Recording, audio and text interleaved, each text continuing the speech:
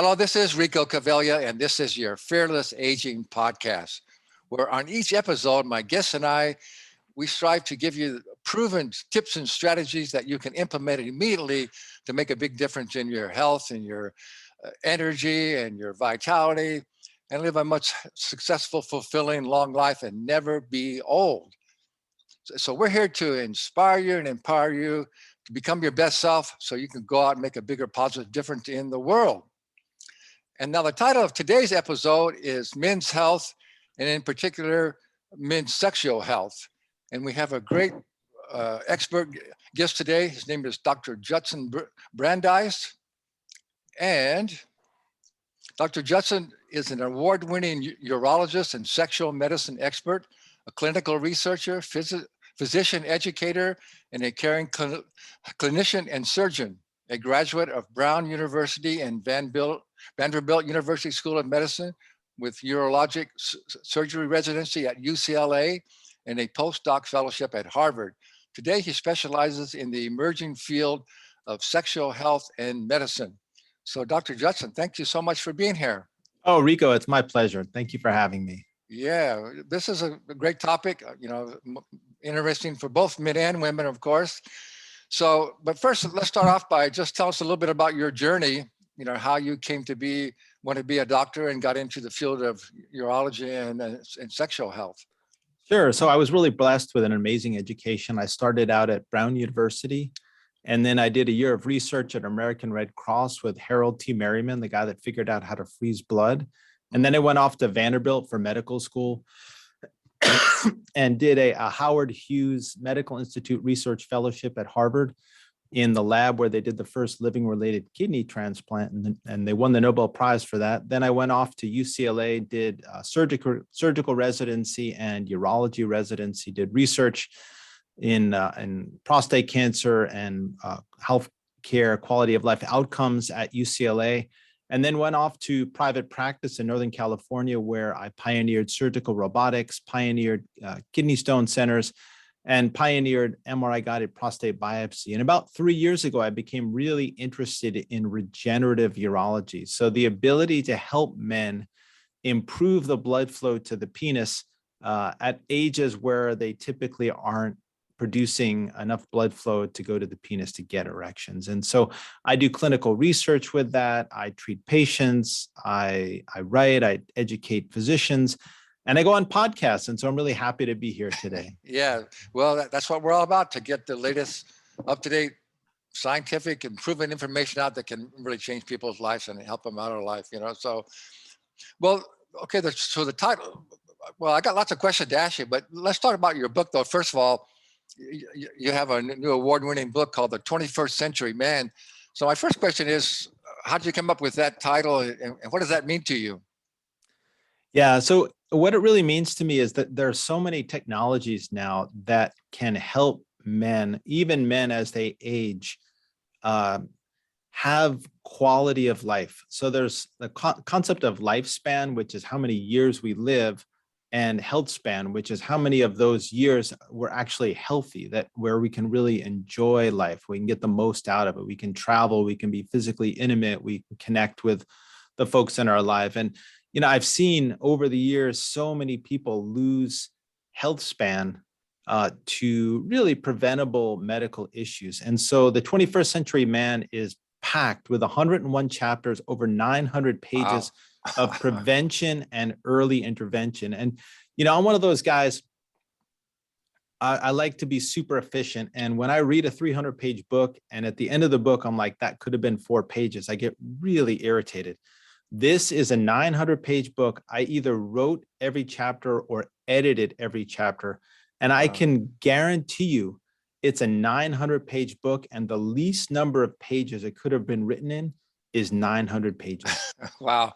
How long did it take you? I've written lots of books, but none more than about, I think my longest book's only like 200 pages. So how long did it take you to do 900 pages? Yeah, it took me, over 2 years. It was my COVID project, right? So when I'm one of those people that has to be busy all the time. And when we shut the office down because of COVID, I said, I will never have a block of time in my life like this ever again. And so it's not just me writing the book, it's me and then 60 of my physician and men's health colleagues, right? Because I don't know everything about everything. So I have cardiologists and plastic surgeons and dermatologists and psychologists and psychiatrists and you name it. Every medical specialty under the sun is represented in this book, giving you really the cutting edge of medical technology. Wow. Well, first of all, thank you for your great efforts. That's a great contribution that you made. So thank you very much. Thank you for that. Yeah. I appreciate it. And I want to note to our audience that, we usually go about 30 minutes. So stay with us. Not only are you going to get a lot of good information that you can use right away, but at the end, Dr. Judson he'll tell you how you can contact him. Check out his website. It's got some really good information on there, and how you can get a copy of his new book, The 21st Century Man. On our website, we have something that I wrote up and also created a video on, which might be really useful to your listeners. And that is how to make the most out of your visit to the physician. Oh, great. Right. So there was a study by Cerner, which is an electronic medical record company, that they looked at 100 million physician visit charts. And they found that the average visit to the doctor was 16 minutes and 14 seconds. So you can't do that much in 16 minutes and 14 seconds. So it's incumbent upon you when you go to the doctor or when you take your family member to the doctor to really maximize the time that you have with your physician, because the physicians these days are under a lot of pressure from HMOs and from Kaiser and from the medical economics. They have to, in order to pay the bills, they have to push through a day that you're not going to get an hour with your physician. And so you have to make the most of it. And so you really have to view the encounter with a physician as a partnership. And your role in that partnership is to provide information to your physician. So don't go there and talk about the weather or talk about football or talk about your pet dog, right? Come there with a typed up medical history, right? These are my medical problems. This is the surgeries I've had. Do I drink? Do I smoke? These are my allergies. Come with a list of medications. I waste so much time, or I used to waste so much time gathering lists of medications and doses. Come with imaging studies, right? These are all the imaging studies, and these are the results that we've had. Come with labs, right? These are all the labs that I've had for the past couple of years. Come with previous x-ray studies, right? So if you're going to the spine doctor and you had an MRI 5 or 10 years ago, come at least with the results of that. Then come with a history of present illness, right? So, my back pain started 3 weeks ago. It was 10 out of 10. Now it's 5 out of 10. It was worse on the left than the right. It's worse when I'm standing, better when I'm lying down. It's similar to an episode I had 5 years ago when I needed epidural, or 10 years ago, I had surgery, whatever it is. Just write down everything that you can think of that is relevant to that, and then come with a list of questions. Yeah. Right? Because if you want your questions answered, you better write them down, and then the doctor will take a look at them. They'll be really happy because they want to help you too, but they're under a lot of pressure to see a certain number of patients within a period of time. And so if you can make that process more efficient for the physician, you'll both win. Wow, that's such good information. Thank you again. Thank you for that. That's so good. Yeah. So what I'm hearing is, if you're going to see a doctor, you better make good use of your time and be prepared. Oh yeah. I mean, my attorney is $750 an hour, right? So that's $11 a minute. So $11 for me is lunch, right? That's a nice lunch for me. So, every minute I'm in that attorney's office is like a lunch. Yeah. Okay. Well, hopefully you don't have to see your attorney very often. I hope, right? Definitely not. Okay. I'd really like to was your term health span, because, we mostly I usually talk about, health expectancy and health, what our health span could be, but it's not really how long you live, right? It's how long can you be healthy and live? So I like that. I like that term lifespan. That's good. Yeah, absolutely. And, I work with a lot of men as they age. And not only do I do sexual function, but I also do physical function. And I have some really advanced technologies using high intensity focused electromagnetic waves to build muscle. And I can build muscle 10 to 15 times faster than you can do in the gym. But I do very sophisticated body composition analysis in my office. And really it's critical. First of all, men in this country carry a lot more weight than we should. Right. And even if it's 20 or 30 pounds, could you imagine spending the day with a 20 or 30 pound backpack that you had to carry around all day, every day? It would be exhausting. And my knees and my joints and my ligaments would ache. And it would be hard for me to function. And the other thing is, a lot of men exercise beach muscles, right? You go to the gym, you do some biceps, you do some triceps, you do some bench press, right? But as you get older, you don't really need those muscles. What you need are glutes, quads, And your calves, core, your core. core. Yeah. Exactly. And so, it's important as you age to recalibrate how you exercise and understand what the aging process is going to do with your muscles to know how to work with it better. Yeah, that's again so well said. That's what I teach. I still do personal training, and I teach what I call functional fitness, and we do mostly body weight exercise that work on balance and posture and alignment, but also strength. But mostly, at your age, most people still have enough upper body strength, but you lose it in your legs and your hips and your glutes and your core and all that. That's so good, right? So what would you say today is the biggest? Well, maybe three big things that men really have a challenge on today. Yeah, I mean, men just have to understand that they have to take care of themselves. Yeah. I mean, that's the bottom line. So 50% of men in this country have high blood pressure. 40% of men are either fat or obese. 15% of men still smoke. 12% of men don't even have health insurance. Wow. Right. So I mean, like so many folks focus on like kind of those little differentiators. I had a patient come in the other day, ask me, what was better, buffalo meat or beef, in terms of protein. I don't care, just lose some weight first, where you can get into the, people get tied up in the minutia, but let's start with the big picture stuff. And so, I do a lot of, muscular rejuvenation, weight loss, hormone replacement type stuff. And that's actually something really that folks don't look at that's super, super critically important is men over the age of 50 need to check your testosterone. Mm-hmm. Okay. Because you cannot build muscle if your testosterone is suboptimal, right? Testosterone is the most important growth factor in men. So my son, he's 15 and a half years old. 2-3 years ago, I'm sure his testosterone was around 200 or 300. He was a scrawny little kid. And now at the age of 15 and a half or 16, his testosterone is going to be close to 1,000. And every day he's growing, every day he's putting muscle on. It's a physical transformation.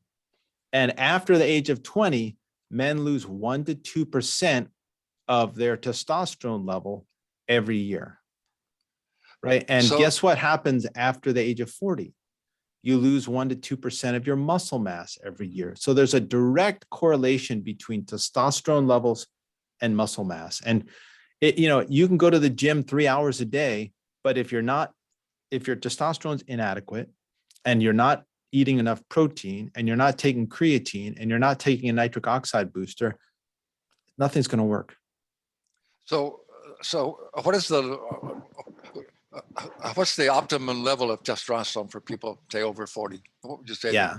So, you go to most primary care docs and you went to my practice 5-10 years ago, I would have said, well, 500 is a decent number. Right. And so I would get guys whose testosterone was down in the dumps, in 200, 250, 300, and I'd get them up to quote normal levels, 500, 550, 600, if they were lucky. Right. But what I discovered was that was inadequate. Right. In order to make the physical changes that are necessary for most men, in order to rebuild muscle, in order to lose fat, in order to get some gusto, some libido, some motivation, some drive, you have to get your testosterone up to around 1,000. Really? Up to 1,000? 1,100. Yep. Whoa. And that's routinely what I do with my patients. You know what? They feel great. It's really, I use, I do pretty much everything. I do creams, I do shots, but what I really like are the BioT pellets that we place once every 6 months, and guys get levels. We calibrate it around 1,000, 1,100. You know, as long as you don't have aggressive prostate cancer or a really big prostate, it's totally safe. And that's when we see men begin to build muscle, begin to build libido, feel better about themselves. I have a male rejuvenation, physical rejuvenation protocol where I have dozens and dozens of examples now of men in their 60s over 4 months who have built 5 to 8 pounds of new muscle while losing 10 to 20 pounds of fat. Wow. That sounds pretty good. And you know, I have a very sophisticated body composition analysis machine in my office, costs about 10 grand. And so I can look at levels of muscle in, say, your left arm versus your right arm versus your leg versus your trunk. So I know exactly where the muscle's going. I know exactly percentage of body fat, how much body fat, body water, and, you know, everything. And I can really fine tune guys. Wow. Well, I wish you were here in San Diego. I need to come see you as well. Yeah, I'm going to be 80 in this May. Wow. That's, so, you know, so at 80 is really, there are two ages that are transition ages, 60 and 80. Okay. Right. If you look at the world record for the 100-yard freestyle swimming and the 100-yard dash, that between ages 20 and 60, the record is pretty flat. After 60, there's an inflection point. And even with the most elite athletes in the world, men start to slow down fairly significantly. So, and then after the age of 80, men begin to slow down even more significantly. So I had one patient, Mr. Pappas, on his 80th birthday, he did 1,100 push-ups. He broke Jack LaLanne's record. Is that continuous or what? Yeah, in 1 hour. Oh, in 1 hour. In 1 hour, he did 1,100. Yep, 1 hour, he did 1,100 push-ups. And I didn't believe him. So I dropped down and I started doing push-ups, and he was an impressive physical specimen. He was a personal trainer. He was a salsa dance instructor. Wow. It's a really cool Greek guy. But by 85, Mr. Pappas was not the same Mr. Pappas at the age of 80. Yeah. And so, you know, I'm not saying that you can't slow the physical decline, but, you know, like Lenny Bruce said, no one gets out of here alive. Right. And so really it's critically important to maintain mobility, physical health, muscular strength, especially with the lower limbs. But, you know, everyone undergoes what we call sarcopenia. Sarcopenia is the loss of muscle, and that comes from diet. So a lot of people don't eat enough protein, and even at a certain age, if you're eating enough protein, your body doesn't absorb it. You don't absorb macronutrients like vitamins and minerals quite as well. You're not using the muscles like you used to as much. DNA, right? So over time, your DNA gets damaged, and so you don't make proteins as well as you used to. Your mitochondria don't kick out ATP like they used to. Right. And so, you know, all of these things affect, even I just read a study not too long ago that compared 20-year-olds versus 50-year-olds when they were exercising. And what they found, and these are just 50-year-olds, I'm 54, right? So I'm starting to freak out about this. 150 genes expressed in 20-year-olds when they're working out versus 50 genes in 50-year-olds, right? And so what does that translate to? Genes that are expressed in muscle produce proteins, which produce muscle, right? So you're 3 times less protein production in men who are 50 versus men who are 20. So, you know, Mother Nature is really working against you, and you really have to be super intelligent and super mindful and particular about how you exercise. And that's, you know, that's the great thing about you, Rico, is that you're really educating your listeners on how to do this. Yeah, well, that's some really good information again. Okay, well, let me ask you this then.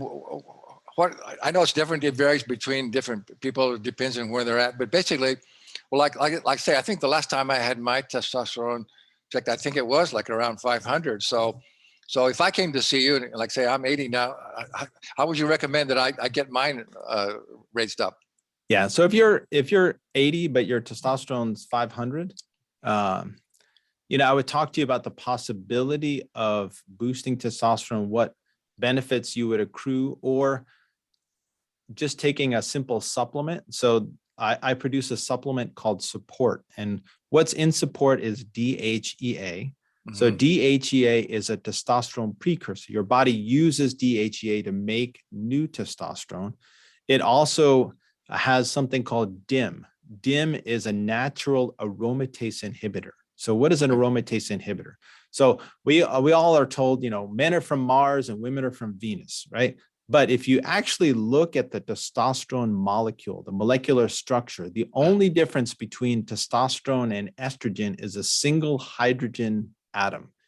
So the smallest unit of matter is the difference between the male hormone and the female hormone. And so in the body, it's easy for the body to flip testosterone into estrogen. So especially men who are obese make a lot more estrogen because in fat, testosterone is converted into estrogen. But even as you age, first of all, you convert testosterone into estrogen. And second of all, you make a lot more of what we call sex hormone binding globulin, right? So SHBG grabs onto testosterone and takes it out of circulation. So really the only testosterone that is available to work is what we call free or bioavailable testosterone. So it's not just total testosterone that we look at, it's free testosterone. So when you're younger, your SHBG levels are lower.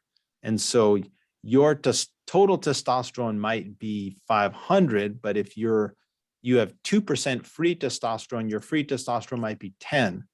But when you're 80, your total testosterone might be 500. But if you only have 1% free testosterone, then your free testosterone is only 5.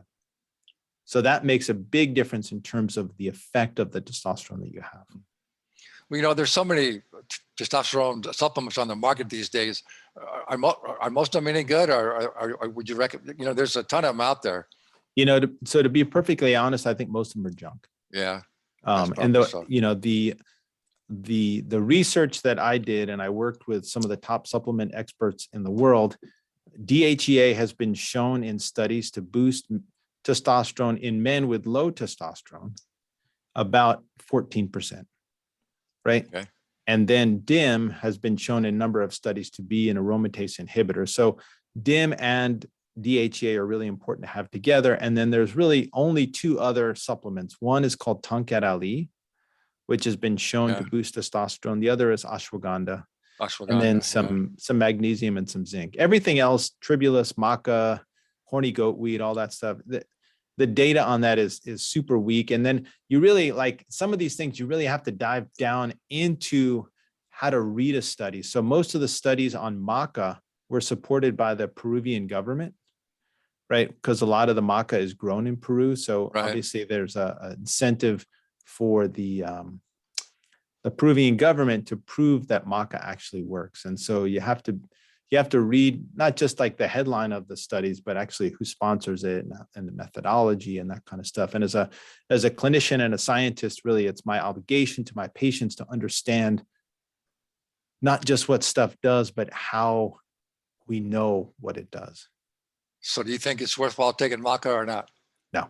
No? No. Don't waste your time. Don't waste your time. What about, so the product that you have on your website, people can find it on your website, is that right? So I have a supplement company called Affirm Science, AFFIRM Science. Okay. AffirmScience.com. So I have a prostate supplement, which is a best-in-class prostate supplement. I have a testosterone supplement called Support. I have a nitric oxide boosting supplement, which I think it really is the supplement that we have that makes the most impact, right? Okay. So everybody, and maybe this is a good lead into erectile dysfunction, because that's really like, that's sort of the thing that I love talking about the most. And that's what sort of got me into this field. And erectile dysfunction is all about circulation, right? And circulation is really the most important thing in our body, right? That's what keeps everything moving. Right. And it keeps the heart going, it keeps the brain going, it keeps you going athletically, it keeps you going sexually. And if your circulation is bad, then nothing's going to work for you. So things that ruin circulation are things like smoking, which causes endothelial damage to the inner lining of blood vessels, eating poorly, right? It's going to clog the blood vessels. Being sedentary, if you don't use blood vessels, especially blood vessels out in the periphery. And of course, you're telling everyone to eat better, to exercise, to do all the things that boost circulation. But living in America, you can't help but have detrimental effects to your circulation. Okay.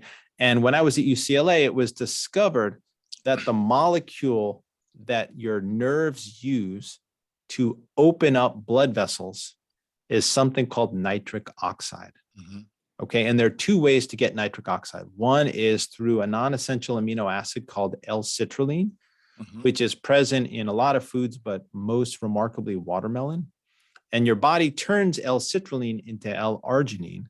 And then L-arginine takes an oxygen, splits it in half, takes the O, adds an N, kicks out nitric oxide, and then gets recirculated back into citrulline. So your body doesn't waste anything. There's a lot of cycles where you recycle stuff. And so citrulline is better absorbed than arginine, so it's a better thing to take.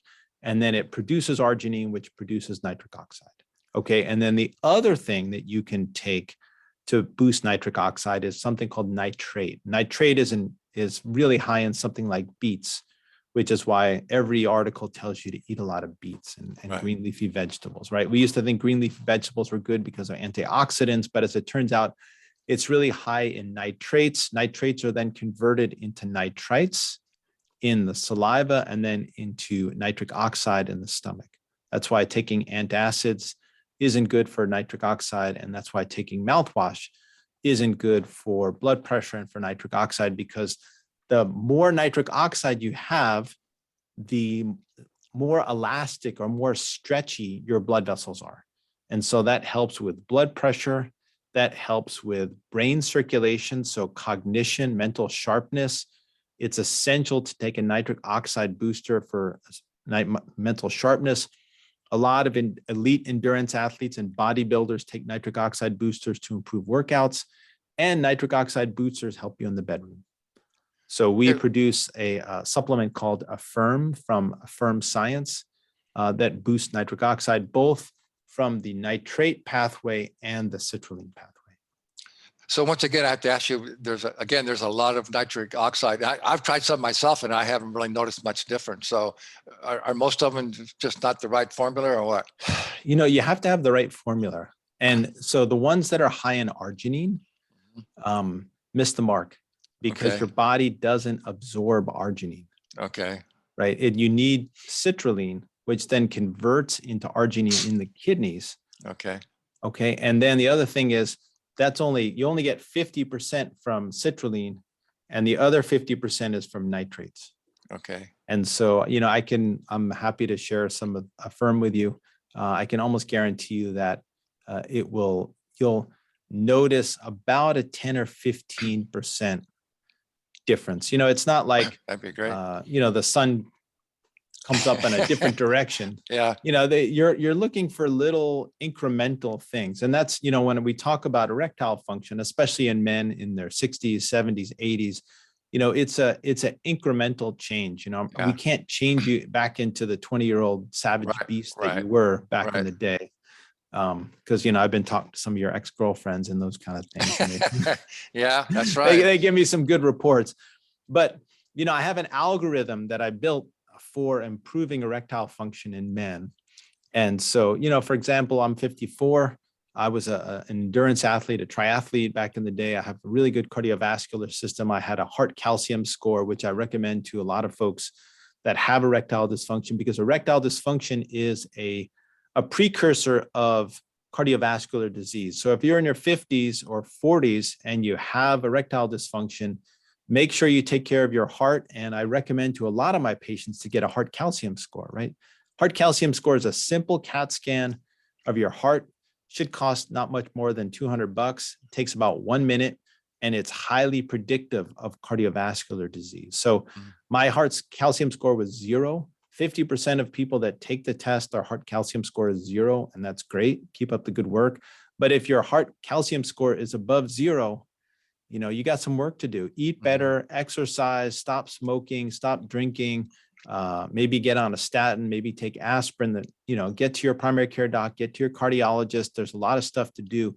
The 21st century man is all about prevention and early intervention. It's not like your car, right? When your car engine breaks down, you can put a new engine in. Right. But in your body, you can't do that. It's preventative maintenance is so much more important. Yeah, it's all about, that's what I teach, all about prevention. Okay, well, let's say, okay, someone who has ED and they come to see you, what would you basically start them on? How would you basically start to work with them? Yeah, so after doing a full and total evaluation, so I don't accept insurance as payment, so I can spend a lot of time with my patients. All my new patient visits are at least an hour. Because I really feel like you need to get to know a man at a much deeper level if you're going to treat his erectile dysfunction or sexual dysfunction or physical intimacy issues with any depth, right? And there are a lot of things that affect erectile function that you don't even think about, like, for example, thyroid function or sleep. If you have bad sleep apnea and you don't ask about that. I had a patient the other day, 42 years old. He's had sleep apnea for 20 years, right? Comes in with erectile dysfunction. It's not because his blood vessels are clogged. It's because he's got sleep apnea, right? He's not getting nighttime erections. I had another guy who, he was a physical specimen, right? But I asked him, and he had gotten divorced a couple of years ago, and to deal with the stress of the divorce, instead of cycling 5 hours a week, he was cycling 15 hours a week. So he's getting himself in great shape. But guess what? The studies show that if you cycle more than 3 hours a week and you don't know how to sit on your bike seat, or you don't have a proper bike seat, you can give yourself erectile dysfunction. So the stress of the divorce made him bike 15 hours a week, and biking 15 hours a week gave him erectile dysfunction. Wow. So I used to be a hardcore cyclist. Well, it's bad for your prostate too, isn't it? Sitting on a back seat too long. Not No, really. If you understand the anatomy, you would have a Oh. really, really funny bike seat if it was going to reach your prostate. Oh, okay. But Rico, I think that's the most ironic thing. And the Tour de France, right? You got like the guy that wins the mountain stage. He's been on his bike for 6 hours, right? And he's got these two beautiful women next to him, and he can't feel his penis. Oh yeah, no question. I know that. I know that feeling. Yeah, exactly. Yeah, and get numb and go, oh, this can't be good. It's not a good. No. I used to ride a few centuries, and after a while I said, this ain't good for you. I don't need to ride that long, Yeah, I mean, you're bouncing basically on your internal pudendal artery and nerve, and that's what serves the sensation to the penis and the blood flow to the penis. And so if you traumatize that, guess what? It's not going to work. Yeah. So, okay. So back to the algorithm. So we talk about in terms of a signal, and that signal is nitric oxide. And then the value of a PDE5 inhibitor like Viagra and Cialis and Tadalafil and Levitra is that nitric oxide creates something called cGMP, cyclic GMP, right? No, you don't have to memorize that, but cGMP is the linchpin of the whole system.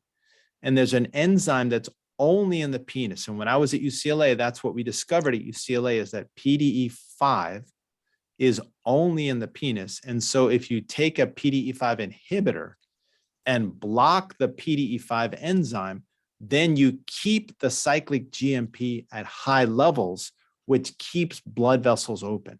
So nitric oxide works throughout your entire body, but the genius of Viagra is that PDE5 is only in the penis. So when you take a PDE5 inhibitor, you increase blood vessels only in the penis, right? So that's the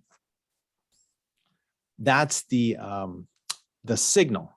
Now, the other part are the arteries, the pipes, right? And as you get older, or if you smoke, or if you're diabetic, or if you have a whole host of other cardiovascular diseases, you can clog blood vessels. And so the other part of it is how to build new vascularity. And that's what I was really, really fascinated with. And so as it turns out, there's this thing called low intensity shockwave therapy or acoustic wave therapy. And what that does is it sends pulsatile waves of sound energy through the penis, and it vibrates the blood vessels in the penis in a way in that the penis thinks that it's being injured. And when you're injured, you produce an injury response. And part of that injury response is to grow new blood vessels. And so using this acoustic wave or shock wave or Gaines wave, it's called a million things, you can actually grow new blood vessels by activating stem cells and causing the release of growth factors. Wow, that's really interesting. Well, Yeah. and then to sort of top it off, you can also use the platelets in your body, right? So the platelets in their body, it's a really a beautiful system that the good Lord put together for us. So say you're out and you cut yourself, right? Everyone knows the platelets go to the area of where you cut yourself and they cause a clot.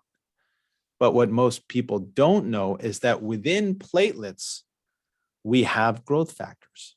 There are 140 different growth factors that are inside platelets that get released at the site of injury, because one of the important things is you want to regrow the tissue so that it heals, right? Because if you're a caveman out in nature, if you don't heal that, it's going to allow bacteria to be introduced and you're going to get an infection. And because you don't have antibiotics, you're going to die. So the body had to create a system to accelerate the rehealing process, and that was through platelets. Now we can take advantage of that by drawing blood, spinning blood, isolating the platelets, taking the platelets out, and then injecting them. So they use this in orthopedics and knees and shoulders and hips. They use it for facial aesthetics. They use it for hair growth. And in my office, we use it to improve blood flow to the penis. Yeah, that's was it PRP, platelet-rich plasma? Yeah, exactly. Yeah, that's what PRP is all about. Yeah, PRP. Yeah, wow. Dr. Judson, you really gave some really great information. So I think why don't we go ahead and let people know how they can contact you and website, find out about your products, how they can get your book and all those things. Yeah, absolutely. So the book I wrote is called The 21st Century Man. So if you write it out all in letters, the 21stcenturyman.com, you can read on the website all about the book. There's bios of all of the authors of the book, the co-authors. So there's 60 of us. A lot of them are national figures in healthcare, experts in their field. There's a bonus chapter on how to make the most of your doctor visit with video. If you want to know more about me, just go to brandeismd.com, brandeismd.com. If you want to know about the Affirm Science supplements, including Affirm for nitric oxide boosting and circulation boosting, and Spunk, which is our prostate supplement, and Support, which is our testosterone boosting supplement, just go to affirmscience.com, AFFIRM science.com. And, I do a lot of physician teaching and a lot of lecturing and a lot of podcasts and stuff and research presentations. And so I have a YouTube channel, which is just Brandeis MD. And so I think last count, I have 90 videos on my YouTube channel. And so it's just a place where I put all the interesting stuff that we do. Wow, that's great. So I'll put all these website addresses in the description of the podcast so people can actually find it. Well, Dr. Judson, thank you so much for that. That's really some great information. I think this has been one of our most beneficial podcasts. So I really appreciate you being here and offering that great information, and also for the work that you do. Awesome, Rico.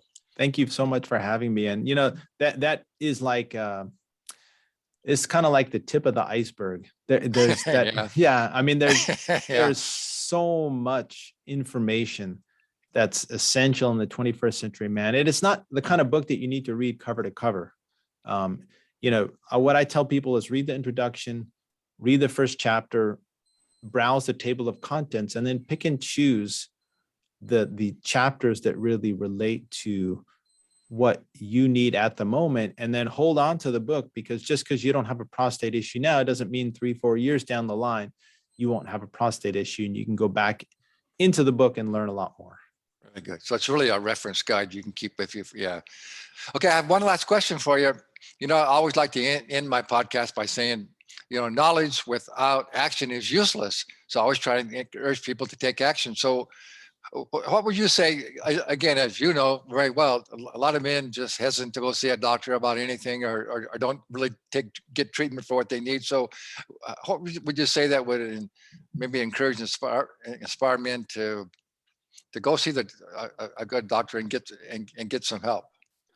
Yeah. So, I only work with men, and I understand men really, really well. And I understand how to motivate men. I think that's why I've been so successful in helping men build muscle, lose fat, boost hormones, improve sexual function. And men have to see numbers. There's analytics that men really have to relate to.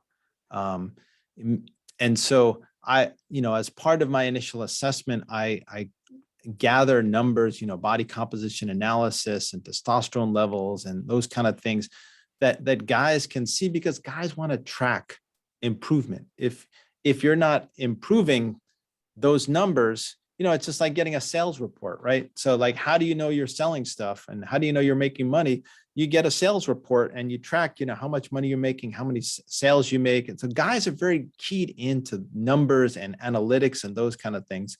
So you have to make it fun for a guy to follow their numbers. Even myself, over the past 6 months, using this muscle building technology that I'm helping to pioneer called M-Sculpt, I took off 5 pounds of fat and put on 3 pounds of new muscle, which is not bad for a 54-year-old. And I got really happy. And I was like, I got to do more of this. It's actually working. And that, that's just me. I know.